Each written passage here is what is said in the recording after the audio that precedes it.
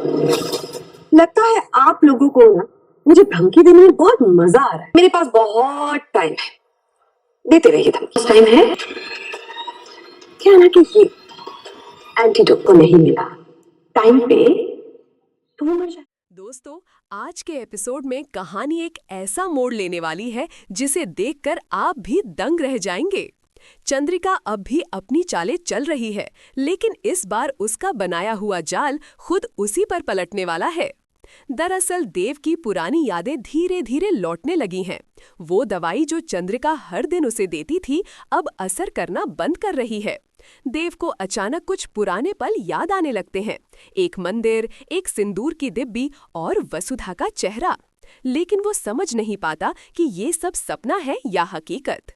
वहीं दूसरी ओर वसुधा को वो रहस्यमयी शीशी मिलती है जिसमें वही दवाई थी। जब वो डॉक्टर के पास ले जाती है तो उसे पता चलता है कि ये कोई आम दवा नहीं बल्कि मेमोरी ब्लॉकर है। अब वसुधा को यकीन हो जाता है कि चंद्रिका कुछ बहुत बड़ा छिपा रही है। इसी बीच करणवीर एक नया खेल खेलता है। वो देव के सामने कुछ झूठे सबूत रखता है कि वसुधा ही उसकी दुश्मन है।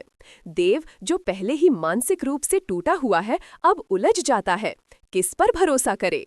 लेकिन दोस्तों, ट्विस्ट यहीं खत्म नहीं होता। जब चंद्रिका सोचती है कि सब कुछ उसके कंट्रोल में है, तभी कहानी पलट जाती है। वसुधा उसी रात देव के कमरे में जाती है और उसे उसकी पुरानी शादी की अंगूठी दिखाती है।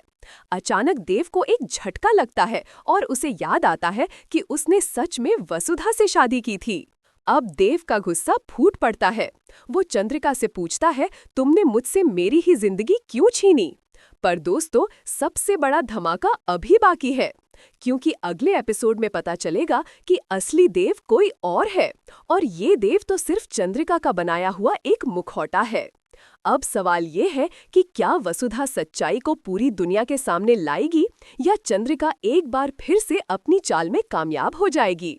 दोस्तों, कमेंट करके बताइए, आपको क्या लगता है, असली देव जिंदा है या नहीं?